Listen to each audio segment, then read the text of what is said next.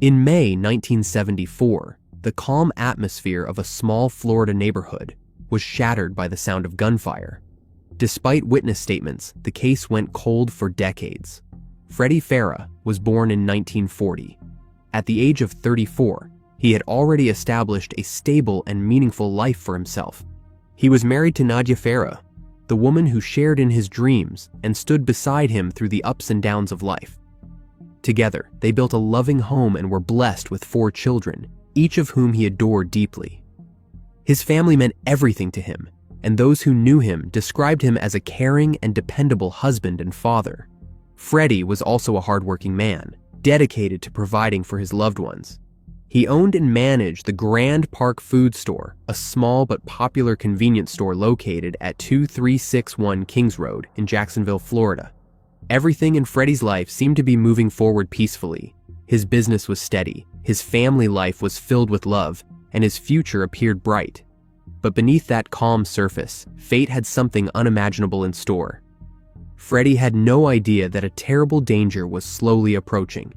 On May 22, 1974, tragedy struck the life of Freddie. That day began like any other, with Freddie tending to his customers and managing his daily business operations.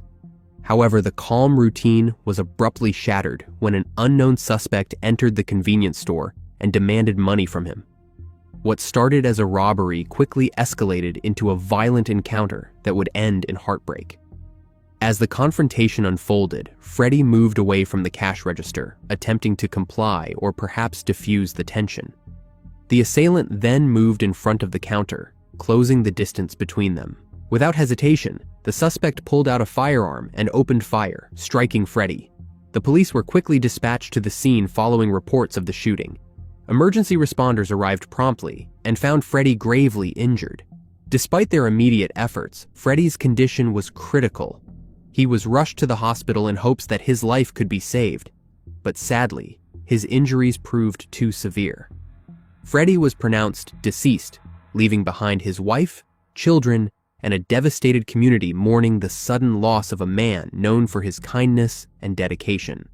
In the aftermath of the tragedy, law enforcement began an intensive investigation to identify the person responsible for the senseless act. The officers collected evidence from the store and began interviewing potential witnesses.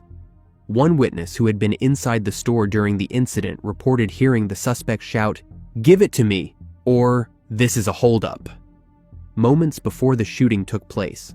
The same witness described seeing a black male fleeing the store immediately after the gunfire, running out the door and disappearing from sight. Strangely, despite the apparent robbery attempt, the suspect did not take any money from the cash register or anywhere else in the store. This unusual detail puzzled the investigators and suggested that something may have gone wrong during the attempted robbery, or that the crime might not have been motivated purely by theft.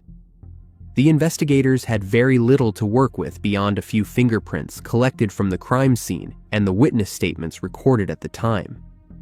As years turned into decades, the file on Freddie's case grew cold, leaving his family and the Jacksonville community without closure. In 2016, more than 4 decades after Freddie's life was tragically taken, the Jacksonville Sheriff's Office Cold Case Unit decided to revisit the case using advanced forensic technology unavailable at the time of the original investigation. The detectives turned their attention to the evidence that had been preserved from 1974, including several fingerprints collected from the scene of the crime. With the help of the modern automated fingerprint identification system and newly expanded databases containing millions of digitized prints, the investigators hoped that technology might finally reveal what years of searching could not. Their efforts soon paid off. In 2017, the Cold Case Unit received a long-awaited breakthrough. One of the fingerprints from the original evidence matched those of Johnny Lewis Miller, who was by then a 60-year-old street performer living in New Orleans, Louisiana.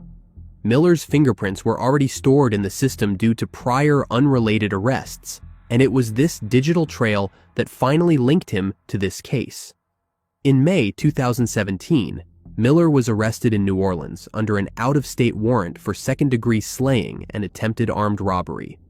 The arrest marked a major milestone for both the investigators who had kept the case alive and for the Farah family, who had waited more than 40 years for justice.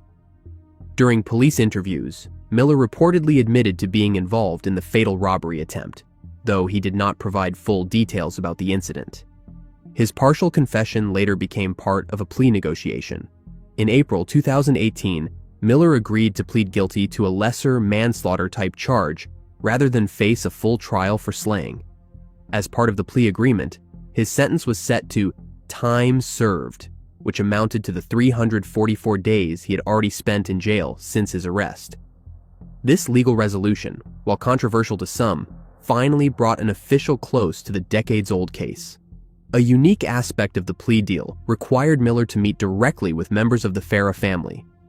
During this meeting, he was expected to explain his actions and express remorse for the pain caused by his crime, an act intended to promote a form of restorative justice. For the Farah family, it was a bittersweet moment. Though no punishment could ever undo their loss, they were at least able to hear the truth from the man responsible for taking Freddie's life. Following the resolution of the case, law enforcement officials released a statement acknowledging the perseverance and dedication of the cold case unit. They stated, "We are happy to have been able to support the Farah family and will continue to do so through the court process. We also want to extend our sincere appreciation to the Jacksonville Sheriff's Office and their cold case team. 43 years is a long time, and we are so thankful that they took the time to review and reprocess this case. They remind us why, against all odds, against all logic, we still hope." Freddie's only son said, "People may ridicule me for saying this, but I almost feel sorry for him. He came from nothing and he is going back to nothing. It does me no good to have him sit in jail. Now I have my questions answered. I was a 6-year-old kid and I needed answers, so now I'm at peace." As Miller left the court, he mouthed the words "thank you" to the family. Bobby responded with a thumbs up.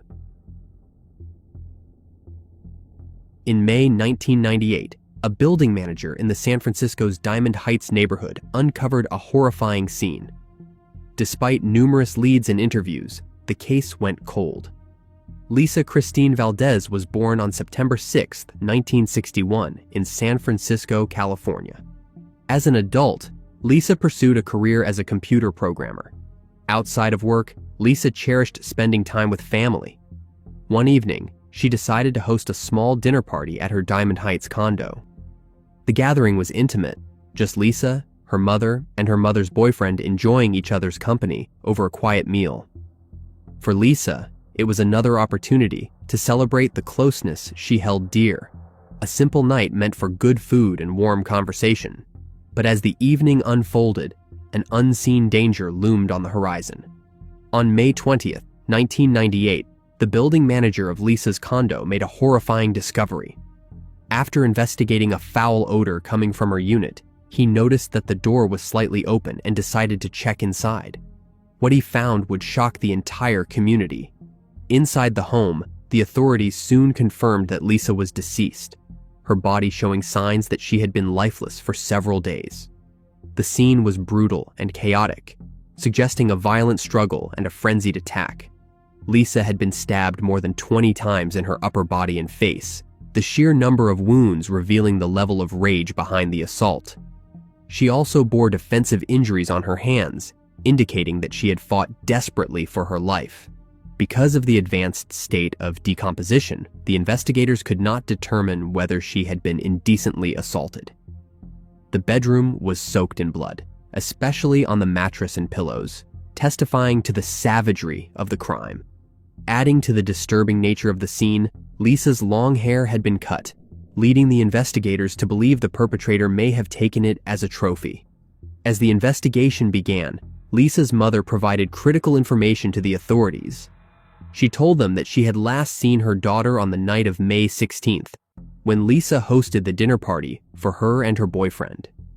They had spent the evening together, and Lisa appeared happy and relaxed. Her mother left around midnight, unaware that it would be the last time anyone would see Lisa alive. The next day, Lisa missed her regular dance class, something highly unusual for her. 4 days later, her body was discovered. Lisa's mother also told the investigators that her daughter took great pride in her long hair and would have never willingly cut it. This detail supported the police theory that the perpetrator was responsible for the disturbing act. A neighbor further contributed to the timeline, reporting that around 1:26 a.m. on May 17th, they heard a loud noise followed by the sound of someone running down the stairs. Around the same time, Lisa's computer was abruptly turned off, which led the detectives to conclude that she was likely attacked shortly after the dinner party ended. Forensic analysis revealed the presence of male DNA in the blood evidence collected at the scene, along with latent fingerprints on the bathroom toilet seat. The investigators also interviewed Lisa's housekeeper, who said that she had visited the condo on May 18th, 2 days after the dinner party. The housekeeper recalled seeing Lisa's body on the floor and hearing a male voice inside the home. Believing that she had interrupted something, she quickly left without realizing the gravity of what she had witnessed. The detectives pursued several persons of interest, testing their DNA against the evidence collected from the crime scene. Each one was eventually ruled out, leaving the investigators without a match. The male DNA and fingerprints failed to match anyone in existing databases. Despite the initial leads and physical evidence, the investigation slowly lost momentum. Without new information or suspects, the once active case eventually went cold. In 2011, more than a decade after Lisa's demise, the investigators received an unexpected hit through CODIS. The DNA profile recovered from the bloody crime scene matched that of a man named Anthony Quinn Hughes, who was about 52 years old at the time. The match came after Hughes was arrested in San Francisco for a shoplifting charge, during which his DNA and fingerprints were collected and entered into the system. What began as a minor offense suddenly reopened one of the city's most haunting cold cases. The investigators confirmed the match through multiple lines of evidence. Along with the DNA link, a fingerprint lifted from the toilet seat inside Lisa's condo matched Hughes's middle finger. This physical evidence placed him directly at the scene of the crime, even though his name had never appeared in the original investigation. The sudden emergence of a suspect after so many years stunned both the detectives and those who had long followed the unsolved case. When Hughes was brought in for questioning, he initially denied knowing Lisa at all. However, as the interrogation continued, he eventually admitted that he had known her during their teenage years. He claimed that they had dated briefly in high school and said that he had run into her once in the 1980s, but insisted he had not seen her since. Despite his denials, the investigators found his explanations inconsistent with the mounting physical evidence linking him to Lisa's case. One critical detail stood out to the detectives: there were no signs of forced entry into Lisa's condo. This suggested that she had willingly allowed her perpetrator inside, indicating that the person responsible was someone she knew and trusted. When the investigators presented Hughes with the forensic findings, his demeanor shifted dramatically. In a shocking moment during questioning, he asked for a pen and then stabbed himself in the chest and neck before the officers managed to subdue and save him. His violent reaction further raised suspicions about his guilt. Evidence at the crime scene also suggested that Hughes may have remained in Lisa's home for more than a day after ending her life, before fleeing. The state of the apartment and certain forensic indicators supported this unsettling theory. Eventually, in December 2015, the case proceeded to trial, where Hughes was convicted of first-degree slaying. However, the charge of attempted assault ended in a mistrial due to insufficient evidence. Following his conviction, Hughes filed a motion seeking a new trial. The judge ultimately reduced the conviction from first-degree to second-degree slaying, citing procedural factors and the complexities surrounding the intent behind the crime. In 2016, Anthony Hughes was sentenced to 16 years to life in prison. Records later confirmed that he was incarcerated at the California healthcare facility in Stockton, San Joaquin County. In 1972, a 21-year-old man set out on a journey from New York to California, but failed to return home. The case would only be solved decades later after effort made by a concerned family member. Robert Hutton was born in 1951. At the age of 21, he had taken on work in the construction industry. In 1972, when Robert failed to return home, worry quickly turned into fear. His mother waited, hoping for word or a sign of his whereabouts, but as the days passed with no contact, she knew something was wrong. She went to the police authorities and filed a missing person report, desperate for help in finding her son. The investigation began immediately, with the officers gathering what little information they could about his recent movements. Robert's mother told the police that he had been traveling from New York to California at the time of his disappearance. He often relied on hitchhiking or traveling by bus to get from place to place, a common practice for young men of that era seeking to see more of the country. It was not unusual for him to be on the road, but this time was different. He had vanished without a trace. Her account gave the investigators their first direction, but it also raised serious concern given the dangers of cross-country travel. Unfortunately, despite the detectives' best efforts, the case went cold. In 2011, almost 4 decades after Robert's case was opened, a new effort began under the direction of the Cook County Sheriff's Office to identify the unnamed victims of John Wayne Gacy. Gacy's crimes had shocked the nation. He was convicted of 33 crimes in 1980 and later executed in 1994. Each of his victims had been a young man, many of them traveling alone, trusting, and unaware of the fate that awaited them. The timeline of Gacy's cases stretched from 1972 to 1978, years marked by the disappearance of many young men. Most of their bodies had been discovered buried in the crawl space beneath Gacy's home in Norwood Park, Illinois. The gruesome discovery had left the authorities with the difficult task of identifying all the victims, some of whom were never matched to a name or family. It was a painstaking process that continued long after Gacy's conviction. Decades had passed since Gacy's arrest and execution, but advances in DNA technology and renewed public interest gave investigators new tools to work with. They invited families of missing persons from the 1970s to come forward, submit DNA samples, and share any information that might help match the unidentified remains to a name. It was a wide-reaching effort to finally bring closure to families who had been waiting for answers. Among the families who responded was Robert Hutton's. His sister submitted his name to authorities as a possible Gacy victim, believing it was finally time to find out what had happened to her brother after all those years. The investigators noted that Robert fit the general profile of many of Gacy's victims. He was young, on the road, and often hitchhiked or took the bus, patterns that matched those of others who had fallen prey to Gacy. The fact that Robert was traveling across the country, likely passing through Chicago during that period, raised unsettling possibilities.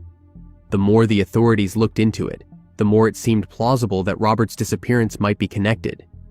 The investigators began following the lead, using updated records and resources unavailable in the 1970s.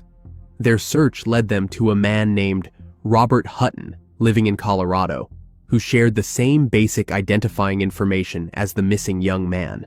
From there, the trail extended further west, eventually reaching rural Montana. It was there that the authorities located the man who had once been presumed deceased, alive and living quietly under the same name. In April, the investigators confirmed that this man was indeed the same Robert Hutton who had disappeared in 1972. When questioned, Robert told the police that he had simply gotten caught up in the lifestyle of the 1970s. He explained that, as the years went by, embarrassment over having lost contact with his family made it easier to continue avoiding them. What had begun as youthful freedom slowly turned into decades of silence. Robert also shared that he had made attempts to reconnect in the 1980s and 1990s, but had difficulty finding his relatives after so much time apart. Ironically, he never knew that the owner of a nearby bar, just a few miles from where he lived, was his stepmother's brother. The years had separated him from his past so completely that even familiar faces and connections were hidden in plain sight. After being found, Robert reunited with his father and sister, closing a chapter that had remained open for nearly 40 years. The confirmation that he was alive brought both shock and relief to his family, who had long feared the worst. With Robert's reappearance, the missing person case that had once linked him to one of America's most infamous serial offenders was officially closed. In November 2012, a shocking discovery made halfway across the world in Denmark would expose one of Georgia's most disturbing child exploitation cases. Launched in November 2012, Operation Sunflower, a sweeping initiative, was designed to locate and rescue victims of child abuse while pursuing those involved in the creation, possession, and distribution of explicit child images. It was a massive effort, uniting law enforcement agencies across the country under one coordinated front to root out those exploiting children in the darkest corners of the internet.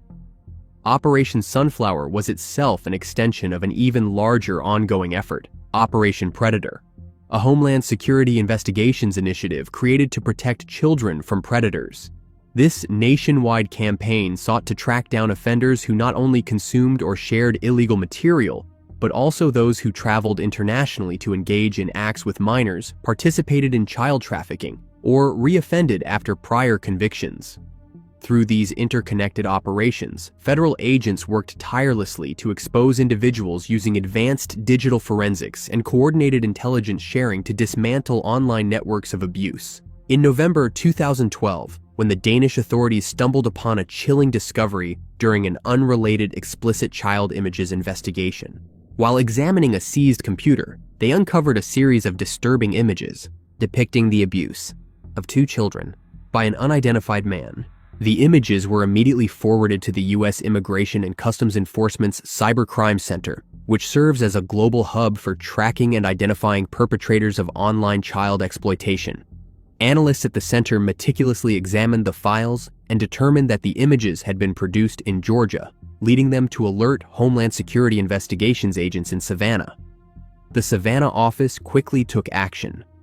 Using digital forensics, location data, and cross-referenced intelligence, special agents were able to identify the man in the photos as Stephen Keating, a 52-year-old resident of Jessup, Georgia.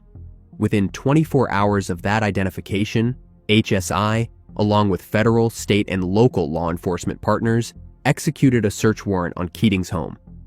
What they uncovered confirmed their worst fears, a vast collection of explicit material and evidence that tied Keating directly to the crimes. He was taken into custody that same day, ending years of abuse and marking a significant victory for international law enforcement collaboration. During Keating's court hearings, the evidence presented painted a horrifying picture. Between 2009 and 2011, Keating repeatedly molested 3 children, all under the age of 12, recording and photographing the assaults to create explicit child images. These images were later distributed online, perpetuating the victim's trauma. The investigation did not stop there. Following his guilty plea, the authorities discovered that Keating had also indecently abused at least 12 additional minors whose assaults were not recorded. The magnitude of his crimes shocked even veteran investigators, revealing a predator who had operated unchecked for years under a facade of normalcy in a quiet Georgia town. Brock D. Nicholson, special agent in charge of HSI Atlanta, condemned Keating's actions, calling the case a powerful example of the evolution of global cooperation in child exploitation investigations. Nicholson said, "The hideous abuse Stephen Keating inflicted on more than a dozen children can never be erased. But hopefully his victims can find some comfort in the fact that he will never again be a free man." He credited the swift coordination between Danish police and U.S. law enforcement for ensuring that Keating was identified, arrested, and his victims rescued in less than a day after the initial images were discovered. U.S. Attorney Edward J. Tarver echoed Nicholson's sentiments, emphasizing the gravity of Keating's crimes and the justice system's unwavering resolve to protect children. Tarver stated, "This defendant's lengthy sentence represents the lifetime of pain and anguish he has brought upon his victims. Depraved acts such as these will bring together every facet of law enforcement to ensure the severest punishment allowed by law." In July 2013, Keating pleaded guilty to multiple counts of child exploitation and 1 count of distributing explicit child images. Each exploitation charge carried a mandatory minimum of 15 years and a maximum of 30 years in prison, while the distribution charge carried a minimum of 5 years and a potential maximum of 20. In addition to his 110-year prison term, Keating was ordered to serve at least 5 years of supervised release and to register as an offender upon completion of his sentence.